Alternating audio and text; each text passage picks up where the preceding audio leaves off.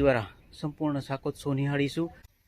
તો તમે જોઈ રહ્યા છો હવે સંતોનું આગમન થઈ રહ્યું છે।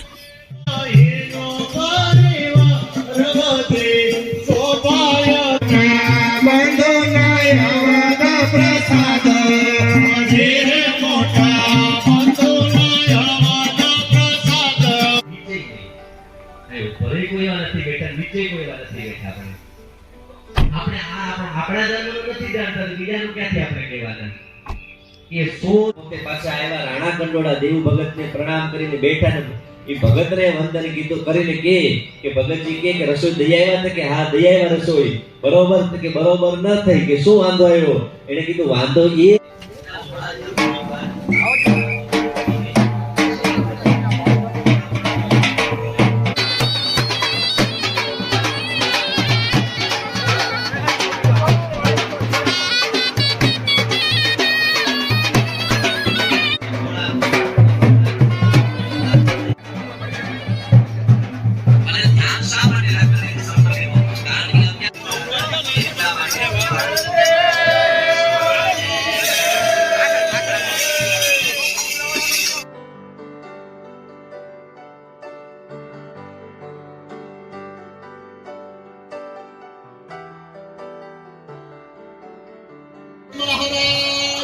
पधार रहे हैं गणी खम्बा थारा वाला ने गणी खम्बा आ गणी खम्बा आचार्य महाराज ने गणी खम्बा स्वागत કર્યું છે। એવી રીતે આજે એમના નવમા વંશજ પૂજ્યપાદ મહારાજશ્રીનું પૂજન આજે આપણી સભાની અંદર જ્યારે થઈ રહ્યું હોય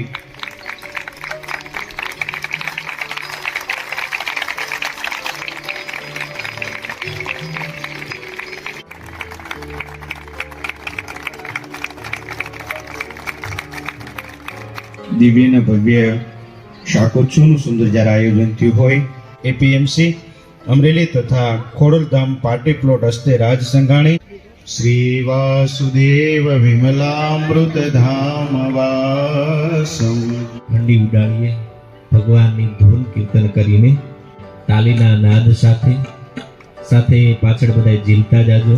સ્વામી નારાયણ નારાયણ સ્વામી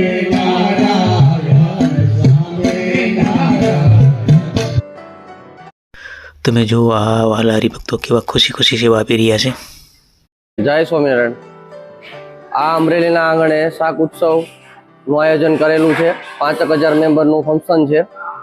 એમાં શુભ મેનુ છે બુંદી, પછી બાજરાના રોટલા, આખા રીંગણાનું શાક, રાયતા મરચા, કઢી, પુલાવ, પાપડ ને છાશ, એટલું મેનુ છે। 5000 માણસનું આયોજન છે। જય સ્વામિનારાયણ। તો રસોડામાં આવતા જ તમે જોઈ શકો છો અહીં જે ગુંદી માટેનો આથો છે તે તૈયાર થઈ રહ્યો છે। તો તમે જોઈ શકો છો એક બાજુ આસો તૈયાર થઈ રહ્યો છે અને આ જો અહીંયા ગુંદી પડી રહી છે।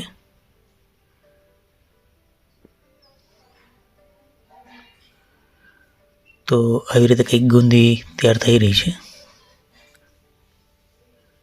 જે વાલા હરિભક્તોને પીરસવામાં આવશે। જો આવી રીતે કંઈક ગુંદી તૈયાર થઈ રહી છે।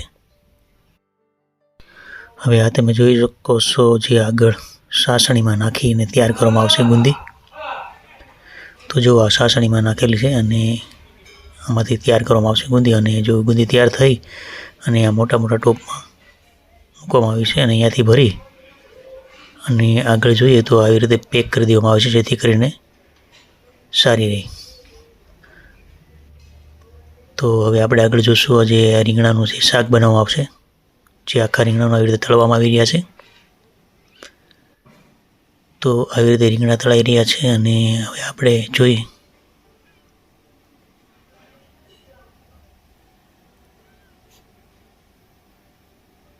તો આવી રીતે એકી સાથે ઘણા બધા રીંગણા તળાઈ રહ્યા છે।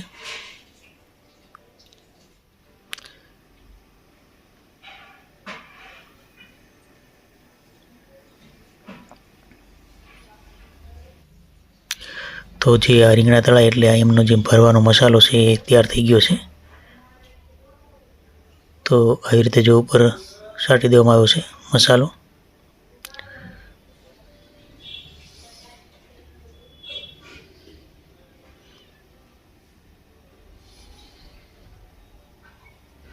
જો કેટલું મસ્ત શાક બનાવવામાં આવેલું છે. અને આ તમે જોઈ શકો છો કઢી.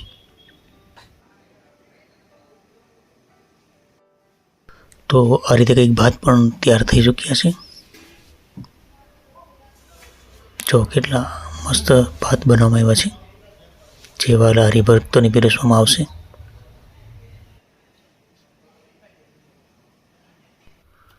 તો મિત્રો, આ તમે જોઈ રહ્યા છો તે છાશ જે ગામડેથી તાજી અને મસ્ત મધુરી છાશ જે હરિભક્તો દ્વારા લઈને આવવામાં આવે છે. જો કેટલી મસ્ત છાશ જે વાલા હરિભક્તોને આપવામાં આવશે. અને આ તમે જોઈ રહ્યા છો તે રોટલા છે, જે પણ વાલા હરિભક્તો ગામડામાંથી તૈયાર કરીને લાવ્યા છે. આજે તમે રોટલા જોઈ રહ્યા છો તે આવવાની જે શરૂઆત થઈ રહી છે. અને આ જે શાકોત્સવનું શાક છે તે તમે નિહાળી રહ્યા છો. જો કેટલું જ મસ્ત. તો મિત્રો, હવે બધી વસ્તુ ભરવામાં આવી રહી છે. આ શાક, બાજુમાં કઢી. તો મિત્રો, આ તમે જોઈ રહ્યા છો તે પ્રસાદી માટેનું શાક છે. આવું શાક તમને ક્યારેય જોવા નહીં મળે, કારણ કે આ પ્રસાદી છે.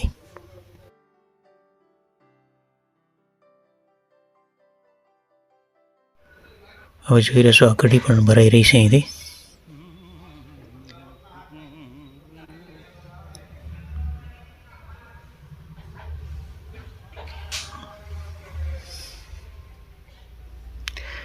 હવે આ સંભારો જોઈ રહ્યા છો, સંભારો પણ ભરાઈ રહ્યો છે.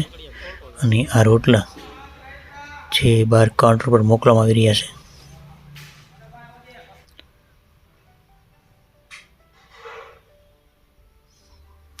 તો અહીંથી આ બધી વસ્તુ અહીંયા બહાર રાખી અને કાઉન્ટર ઉપર મોકલવામાં આવી રહી છે. જો આ બધી વસ્તુ અહીંયા બહાર રાખવામાં આવેલી છે અને અહીંયાથી જ કાઉન્ટર તરફ મોકલવામાં આવે છે. તો હવે તમે જોઈ રહ્યા છો આ બધી વસ્તુ કાઉન્ટર તરફ જઈ રહી છે.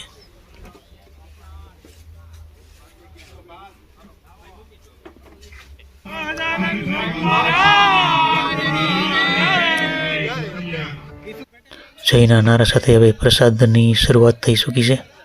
તો ચાલો પ્રથમ પ્રસાદ લઈ લઈએ.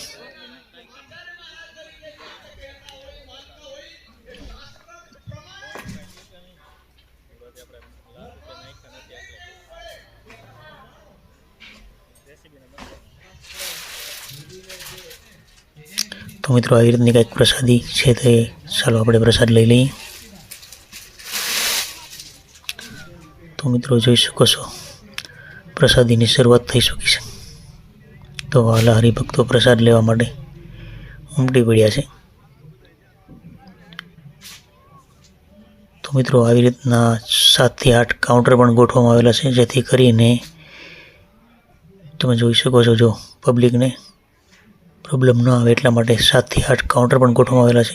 અહીંયા જો મીઠી મધુરી છાશ પણ અપાઈ રહી છે.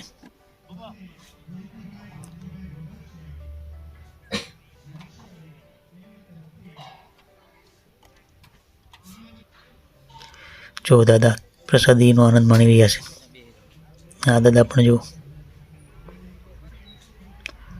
તો મિત્રો, બહેનોની પણ લાઈન અહીંથી શરૂ થઈ ચૂકી છે પ્રસાદ માટે.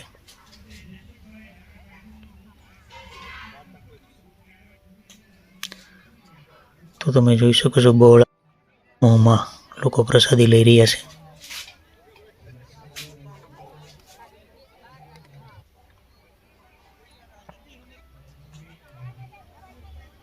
આવી રીતે 8 કાઉન્ટર ગોઠવવામાં આવેલા છે. 7 થી 8 કાઉન્ટર.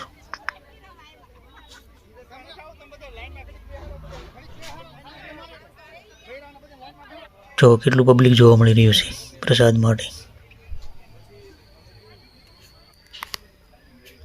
તો આ બધા વાલા હરિભક્તો પ્રસાદ ગ્રહણ કરી રહ્યા છે. જો કેટલા બહોળા સમૂહમાં જોવા મળી રહ્યા છે. જોઈ શકો છો જો પાર્કિંગ, આ બધું 2 વ્હીલનું પાર્કિંગ જોઈ શકો છો. હજી આગળ પણ છે, બતાવું તો જોઈ શકો છો. આ બીજી બાજુ જે પાર્કિંગ છે 2 વ્હીલનું આગળ પણ છે, અને સામે જોઈ શકો છો તે 4 વ્હીલનું પાર્કિંગ છે. લાઈક, શેર ને સબસ્ક્રાઈબ કરવાનું ભૂલતા નહીં. જય સ્વામિનારાયણ.